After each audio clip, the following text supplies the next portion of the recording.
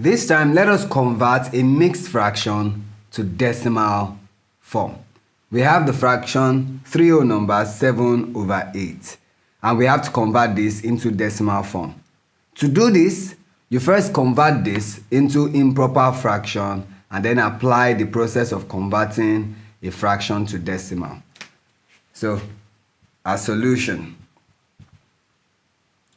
The first thing we do is convert 3 whole number 7/8 to improper fraction. And the process is to have 8 multiplied by 3 plus 7/8. And this would give us 8 times 3 would give us 24 plus 7/8. And then here we have 31 divided by 8. Now that we have it, we can then convert 31/8 to decimal. The numerator 31, the denominator 8. How many times will 8 go in 31? 8 will go 3 times.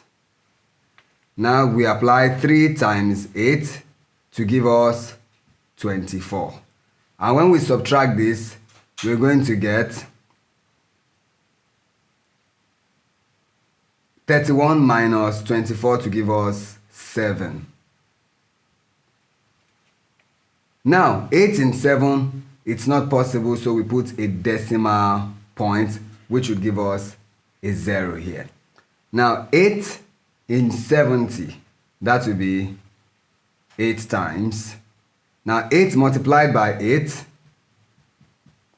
would give us 64. And then when we subtract this, we get 6. 8 will not go in 6, so we add another 0. Now, 8 in 60. 8 in 60. That would be 8 multiplied by 7. That's 7 places. 7.